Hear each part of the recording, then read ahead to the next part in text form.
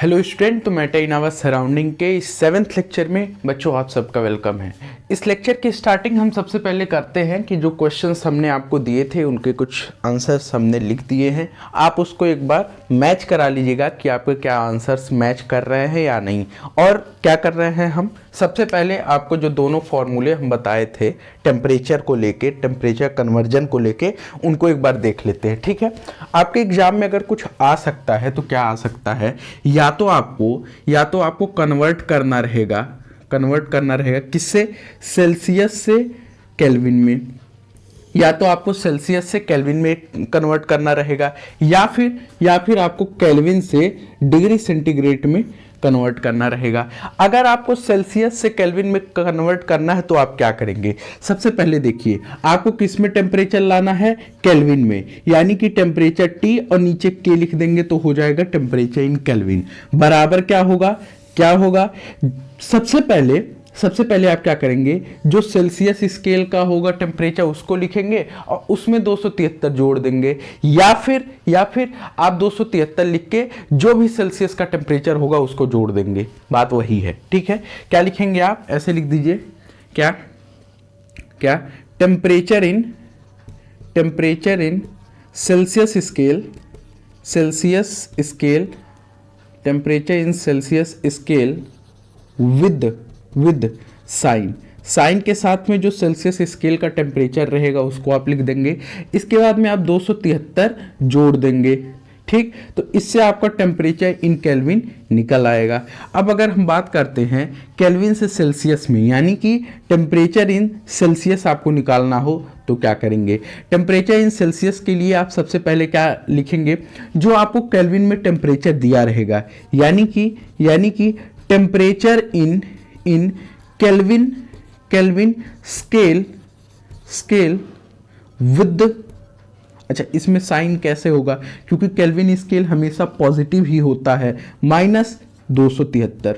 ठीक है, ये दो फॉर्मूले थे जिनका प्रयोग करके आपने उत्तर निकाला होगा। आई होप सो आपको ये फॉर्मूले याद हो गए होंगे। ये इसमें कैसे करना है आपको मैं एक बता देता हूं। सबसे पहले आप क्या करेंगे, टेम्परेचर आपको किस में निकालना है, केल्विन से सेल्सियस में जाना है, यहाँ देखिए केल्विन से आप सेल्सियस में यहाँ जा रहे हो, यानी कि टेम्परेचर इन सेल्सियस आपको निकालना है। तो ये हो जाएगा 498 - 273, ठीक। 8 में से 3 गया 5, और यहां भी बचा 8 बचा, नहीं बचा, 9 बचा, क्योंकि आपने कैरी नहीं लिया था। 7 2 9, 2 यहाँ आ गया और 4 में से 2 गया, 2 बचा, यानी कि 225 डिग्री सेंटीग्रेड का उत्तर आ गया आपके सामने, ठीक है। अब यहाँ पे आपने सेल्सियस से केल्विन में लिया है, तो सेल्सियस से केल्विन में यहाँ पे आप आ गए, तो सेल्सियस से केल्विन में आपने क्या किया है, टेम्परेचर इन केल्विन स्केल बराबर, सबसे पहले टेम्परेचर लिखेंगे किसका, सेल्सियस स्केल का विद साइन यहाँ पे कुछ नहीं है, पॉजिटिव है, तो आप लिखेंगे 28, फिर क्या लिखेंगे प्लस 273, ठीक है, ठीक। 8 2 10 11, 1 2 7 2 9 1 10 0 1, और ये हो गया 2 1 3, यानी कि 301 केल्विन आपका आ गया उत्तर, ठीक है। आप इतनी चीजें आई होप तैयार किए होंगे। आप एक बार आंसर्स को मैच करा लीजिए, इसके बाद में हम आगे की बात को जारी रखते हैं। चलिए तो कंटिन्यू करते हैं। आज का जो मुख्य टॉपिक है वो बहुत इंपॉर्टेंट टॉपिक है, और अगर आप इसको ढंग से समझ लेते हैं तो आपका ये चैप्टर पे लगभग कमांड बन जाएगा, क्योंकि अभी तक हमने जो बताया था वो इम्पोर्टेंट तो था, वो बेसिक था, वो आपका बेस था जो मैंने बनाया, फाउंडेशन था। अब इसके बाद में आपको जब अपनी बिल्डिंग बनानी है तो आपको छोटी छोटी चीज़ों का ध्यान रखना होता है। बहुत देखो, आपको अगर बिल्डिंग बनाना है तो बहुत बड़े बड़े चीज़ों का हमेशा ध्यान नहीं रखा जाता है, छोटी छोटी चीज़ों का। एक ईंट से जाके एक ईंट से घर बनता है, तो सबसे छोटी यूनिट सोच के देखो, ईंट है ना, ईंट बार बार ईंट रख के प्रॉपर सीक्वेंस में रख के अगर हम ऐसे ही उल्टा पुल्टा रख दे तो क्या घर बन जाएगा, नहीं बनेगा। उसको प्रॉपर वे में अरेंज करके रखना होता है, अलग अलग तरीके से उसको सही करना होता है, करेक्ट चेक करना होता है, तब जाके आपकी एक बिल्डिंग बन के तैयार होती है। तो इसी तरीके से आपका फाउंडेशन बन गया है। बिल्डिंग के लिए हम दीवार खड़ी करने जा रहे हैं, ठीक है। आज का जो टॉपिक है उसका नाम है आपके एनसीईआरटी आपके बुक में दिया है change of state of matter. लेकिन अगर आप ऐसे देखते हो change of state of matter तो थोड़ा सा ये कॉम्प्लेक्स पड़ता है। अगर हम ऐसा इसको समझ ले या फिर कहीं इसको थोड़ा दूसरे तरीके से तोड़ लें तो हम ये चीज़ बोल सकते हैं कि changing in state of matter या फिर कहें चेंजिंग स्टेट ऑफ मैटर मतलब आईएनजी लगाने से क्या हो गया, यानी कि कंटिन्यूटी आ गया। आप स्टेट ऑफ मैटर में परिवर्तन कर रहे हो, उसको बदलते जा रहे हो, कुछ ऐसा सोचो। देखो होते क्या है, कई सारे टॉपिक होते तो बड़े आसान हैं लेकिन उनके नाम इतने डिफिकल्ट होते हैं कि वो एक बार में आपके दिमाग में क्लिक नहीं करते हैं। तो क्लिक कराने के लिए आपको चीज़ों को बदलना पड़ता है। तो आप चेंजिंग करके क्या कर सकते हो, इसको कंटिन्यूअस मिला सकते हो, इससे दिमाग में ये आएगा कि हाँ भाई स्टेट ऑफ मैटर में बदलाव हो रहा है। तो इससे अगर हम सुनना चाहें, इस लाइन से हम सुनना चाहें, कुछ समझना चाहें तो क्या सुनिए समझ सकते हैं कि स्टेट ऑफ मैटर में कैसे बदलाव होगा, या फिर दूसरे शब्दों में कह सकते हैं कि स्टेट ऑफ मैटर में बदलाव होने पे क्या क्या हमको रिजल्ट नजर आएंगे, या फिर कहें कि स्टेट ऑफ मैटर में बदलाव होते टाइम क्या एक्चुअल में होता है, ये हमको जानना है। ठीक है, जैसा कि आप सब जानते हैं कि जो मैटर होता है उसके 3 फिजिकल स्टेट होते हैं, एक सॉलिड, एक लिक्विड, एक गैस। बैकग्राउंड में थोड़ी सी नॉइज है, प्लीज़ आप उसको ध्यान ना दें क्योंकि उससे मैं इरिटेट हो रहा हूँ। ठीक है, साउंड से, आई होप आप ना हो। ठीक है, देखिए स्टेट ऑफ मैटर की बात कर रहे हैं कि स्टेट ऑफ मैटर में बदलाव लाने से क्या क्या प्रभाव आएगा, या फिर कहें स्टेट ऑफ मैटर कैसे बदला जाएगा। ठीक है, देखिए मैटर 3 फिजिकल स्टेट में सरवाइव करता है, एक सॉलिड, एक लिक्विड, एक गैस। ठीक है, अब देखिए जो स्टेट ऑफ मैटर चैप्टर है उसको पढ़ने का सबसे अच्छा एग्जाम्पल क्या है, वाटर। सबसे अच्छा एग्जाम्पल है वाटर। आप हर जगह वाटर को उल्टा पलटा पलट दो, आपको सारा मैटर समझ आ जाएगा। ठीक है, तो इसलिए हम इसको वाटर से ही समझेंगे। अच्छा, एक बात देखिए, पानी है ना, पानी नॉर्मली है। अच्छा, पानी को अगर हम फ्रीज कर देते हैं तो क्या हो जाता है, फ्रीज कर दे तो क्या होगा, आइस बन जाएगा। अब इसी वाटर को हम हीट दे दे तो क्या हो जाएगा, ये स्टीम हो जाएगा। क्या हो जाएगा, स्टीम हो जाएगा। कब स्टीम होगा, जब हीट देंगे। अच्छा, ये तो अभी इस तरफ आया है। अगर हम इसी आइस को कुछ देर क्या करें, मेल्ट करा दें या फिर कहें हीट करा दें तो ये आइस किस में बदल जाएगा, वाटर में बदल जाएगा। ठीक है, वाटर में बदल जाएगा। ठीक, अब अगर इसी स्टीम को थोड़ा सा हम ठंडा कर दें, जिसको हम बोलते हैं कंडेंस कर दें तो क्या हो जाएगा, फिर से पानी बन जाएगा। ठीक है, तो इसमें देखिए हमने क्या किया, हमने वाटर को फ्रीज किया यानी कि टेम्परेचर को लो किया। अब मैं कहना क्या चाह रहा हूं, सुनिए, हम केवल पानी अगर ले लेते हैं और उसके स्टेट ऑफ मैटर में हम बदलाव कर रहे हैं तो इसका मुख्य रीजन क्या है। सबसे पहली चीज कौन सा ऐसा कारण है जिसकी वजह से आप पानी से आइस बना दे रहे हो और इसी पानी से स्टीम भी बना दे रहे हो। तो आप सबके दिमाग में आएगा टेम्परेचर। क्या आएगा, टेम्परेचर। यानी कि टेम्परेचर एक रीजन है जिसकी वजह से आप पानी को अलग अलग स्टेट ऑफ मैटर में बदल सकते हो। तो हम यहाँ पे यही देखने वाले हैं कि आप स्टेट ऑफ मैटर को कैसे कैसे बदल सकते हो और बदलने पे क्या क्या प्रभाव आएगा, या फिर कहें बदलोगे तो क्या होगा। देखो आप स्टेट ऑफ मैटर को 2 तरीके से बदल सकते हो, या तो आप उस स्टेट ऑफ मैटर के टेम्परेचर में परिवर्तन लाओ, टेम्परेचर में बदलाव लाओ, किसके, स्टेट ऑफ मैटर के, या फिर क्या करो, आप प्रेशर में बदलाव कर दो। तो प्रेशर में भी बदलाव करने से क्या होता है, स्टेट ऑफ मैटर चेंज हो जाता है। कहाँ इसका एग्जाम्पल मिलेगा, मैंने आपको बताया था ना कि सीएनजी होता है। इसके वॉल्यूम का 0.1% तक का कंप्रेस किया जाता है। तो कंप्रेस करने कैसे कंप्रेस करोगे, आप प्रेशर लगा के उसको कंप्रेस करते हो, छोटे वॉल्यूम में रखते हो। बात समझ आई, तो कैसे करोगे, या तो आप प्रेशर लगाओ, घटाओ, या फिर आप टेम्परेचर में चेंज लाओ। यानी कि आप मैटर के स्टेट में बदलाव कैसे कैसे कर सकते हो। पहला टेम्परेचर में बदलाव करके, दूसरा प्रेशर में बदलाव करके। टेम्परेचर में बदलाव का सबसे अच्छा एग्जांपल क्या है, वाटर आइस स्टीम, ठीक। और प्रेशर वाला क्या है, सीएनजी, कि सीएनजी को 0.1% उसके वॉल्यूम का कंप्रेस किया जाता है, ठीक है, किसके द्वारा, प्रेशर के द्वारा। चलिए अब हमने जब पढ़ लिया, सबसे पहले हम क्या पढ़ेंगे, बाय चेंजिंग इट्स टेम्परेचर, यानी कि टेम्परेचर में बदलाव करके हम क्या क्या कैसे कैसे स्टेट ऑफ मैटर में बदलाव लाते हैं। सबसे पहला काम क्या करते हैं, हम पानी को बर्फ बनाते हैं। फिर से सुनिएगा, पानी को हम किस में बदलेंगे, बर्फ में बदलेंगे, ठीक है। ठीक, मान लेते हैं हमारे पास पानी है, ये क्या है, ये पानी है, वाटर है, क्या है ये है वाटर। अब इस वाटर को आपको क्या बनाना है, आपको आइस बनाना है। क्या बनाना है, आइस बनाना है, ठीक है, आइस बनाना है। तो आप इसको क्या करोगे, आप इसको फ्रीज करोगे, फ्रीज करोगे।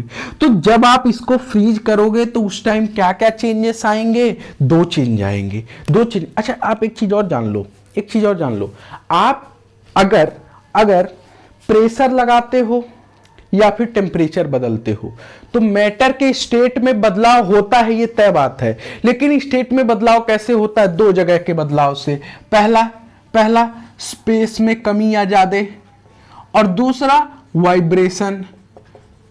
दूसरा क्या, वाइब्रेशन बिटवीन पार्टिकल्स। पार्टिकल्स के बीच का जो वाइब्रेशन होता है उसमें कम या ज्यादा, इसी को हम काइनेटिक एनर्जी भी बोलते हैं। इन्हीं दोनों के बदलाव की वजह से स्टेट ऑफ मैटर में चेंज आता है, जिसको मैंने पहले भी कई बार आपको एक्सप्लेन कर दिया है, ठीक है। जब आप पानी को आइस बना रहे हो तो क्या हो रहा है, फ्रीज हो रहा है, फ्रीज हो रहा है। अभी तक जिसके पार्टिकल्स एकदम दूर दूर थे, अब जब ये आइस बनेंगे तो आप क्या पाएंगे कि इनके जो पार्टिकल्स के बीच की जो स्पेस होगी वो क्या होगी, रिड्यूस्ड हो जाएगी, रिड्यूस्ड हो जाएगी या फिर कहीं कम हो जाएगी। अगली चीज जिसके पार्टिकल्स वाइब्रेट कर रहे थे वो एकदम पास आ गए हैं, कॉम्पैक्टली पैक्ड हैं, तो इनके बीच का जो काइनेटिक एनर्जी है वो भी क्या हो जाएगा, रिड्यूस हो जाएगा, रिड्यूस हो जाएगा। तो यहां से आपने क्या समझा कि पानी के स्पेस में रिड्यूस और काइनेटिक एनर्जी में रिड्यूस करके हम आइस बना सकते हैं। तो इनके किसमें, स्पेस और काइनेटिक एनर्जी को रिडक्शन करने के लिए या फिर कहीं रिड्यूस करने के लिए आपको क्या करना होगा, पानी को फ्रीज करना होगा। तो पहला तरीका आपने समझ लिया कि टेम्परेचर कैसे बदलना है, टेम्परेचर को कम किया आपने तो पानी से आइस बन गया। दूसरा केस लेते हैं, अगर हम वाटर को स्टीम में बदलते हैं, सेम चीज यहां पे भी है कि अगर मान लेते हैं जगह की कमी है, चलिए छोटा सा बनाते हैं। अगर मान लेते हैं यहाँ पे वाटर है, क्या है यहाँ पे है वाटर, H2O, समझते हैं ना, वाटर होता है। आगे अब आपने इसको क्या बना दिया, आपने इसको बना दिया गैस, H2O गैस, या फिर कहीं स्टीम बना दिया।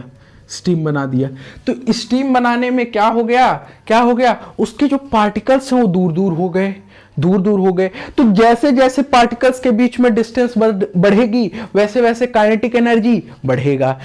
यानी कि आपने यहाँ पे टेम्परेचर देके, आपने यहाँ पे क्या दिया है, आपने यहाँ पे हीट दिया है, हीट देके पानी को स्टीम बना दिया। तो इस केस में क्या हुआ, इस केस में जो स्पेस था वो क्या हो गया, वो इंक्रीज हो गया,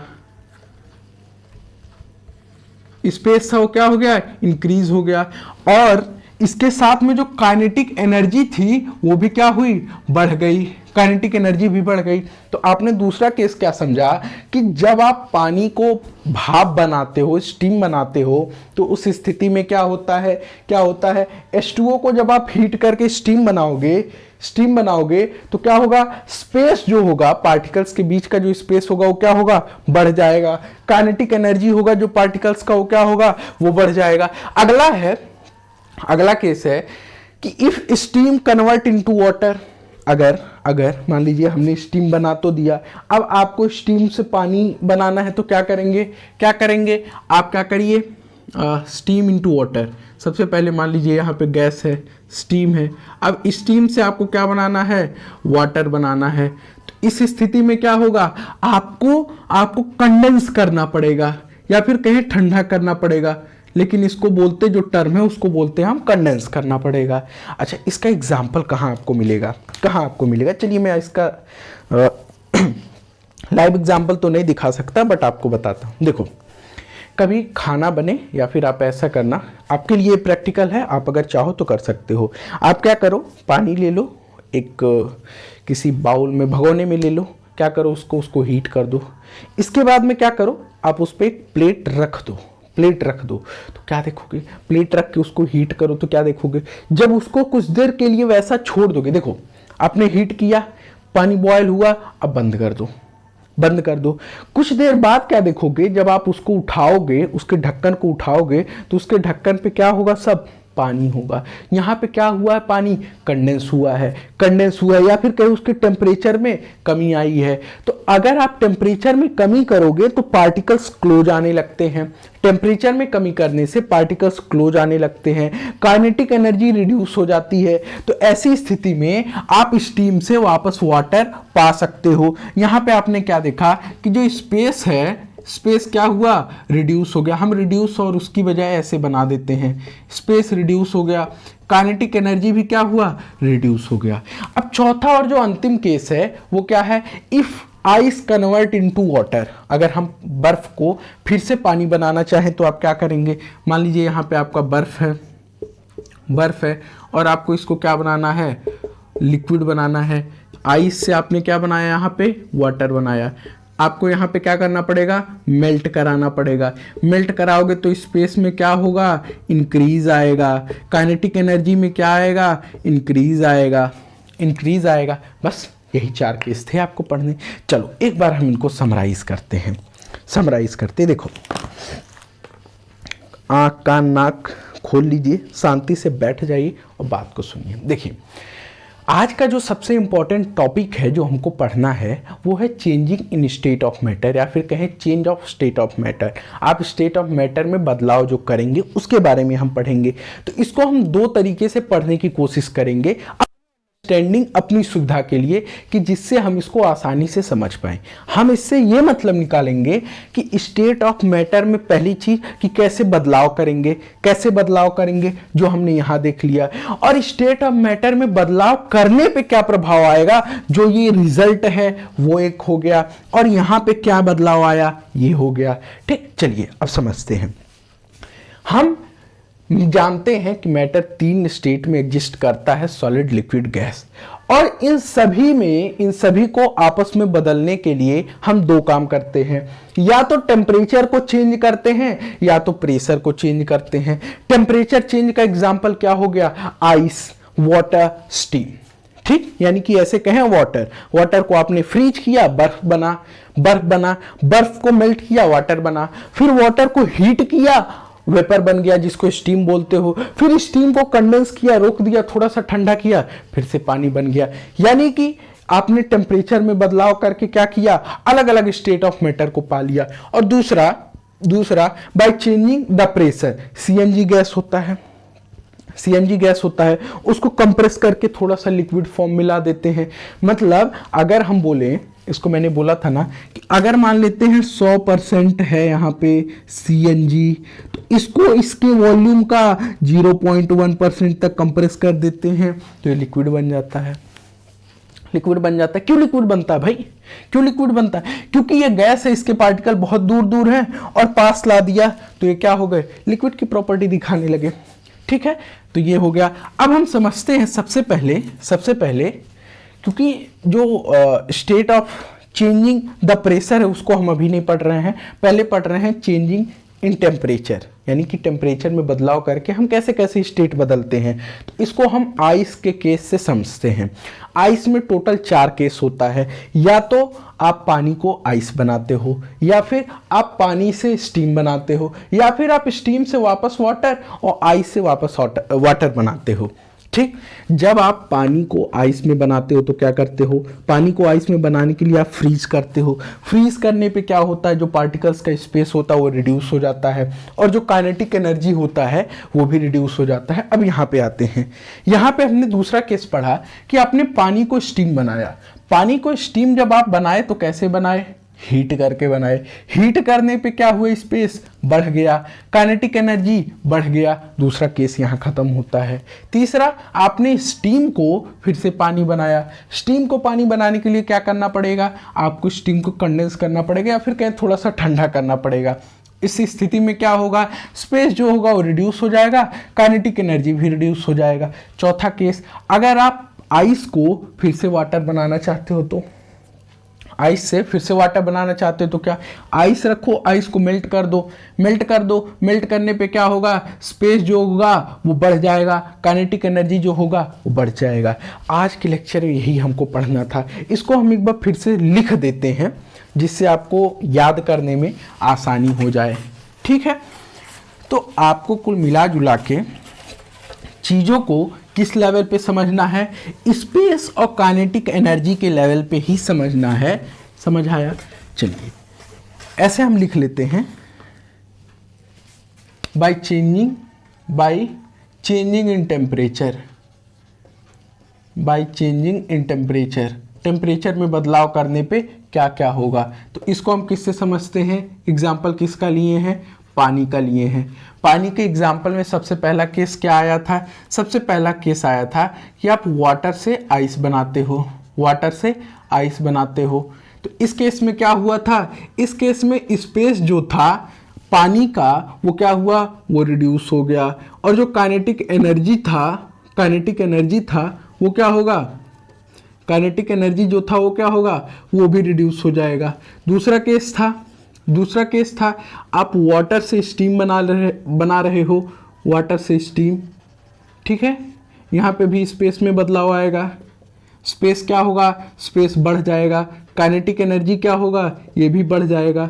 तीसरा केस था आप स्टीम से वाटर आ रहे हो, फिर से इसके लिए आपने क्या किया, आपने स्पेस को रिड्यूस कर दिया और जो काइनेटिक एनर्जी है उसको भी रिड्यूस कर दिया। और चौथा केस था कि आपने क्या किया, आइस से फिर से वाटर आने का फैसला किया। आइस से वाटर आने के लिए आपको जो स्पेस होगा, स्पेस को क्या करना होगा, स्पेस को बढ़ाना होगा और जो काइनेटिक एनर्जी है उसको भी बढ़ाना होगा। ठीक है, अच्छा अब आप ये जो सारा केस पढ़ रहे हैं, अब देखिए मेरा ये जो एग्जाम्पल लेने का, जो पढ़ाने का मेन उद्देश्य था वो मैंने अभी नहीं बताया। मैंने सिर्फ ये बताया कि आप दो तरीके से स्टेट ऑफ मैटर में बदलाव कर सकते हो, प्रेशर और टेम्परेचर से। जिसमें मैंने टेम्परेचर को बताया कि टेम्परेचर में बदलाव करके आप कैसे स्टेट ऑफ मैटर को परिवर्तित करते हो। तो इन सभी को हम एक एक टॉपिक में पढ़ेंगे, एक एक टॉपिक में पढ़ेंगे। ठीक है, जो वाटर से आइस बना, इसको हम किस में पढ़ेंगे, इसको हम पढ़ेंगे फ्रीजिंग में। क्यों फ्रीजिंग में पढ़ेंगे, क्योंकि हमने यहाँ पे क्या किया है, फ्रीज किया है, फ्रीजिंग में पढ़ेंगे। वाटर से स्टीम जो है उसको किस में पढ़ेंगे, वेपराइजेशन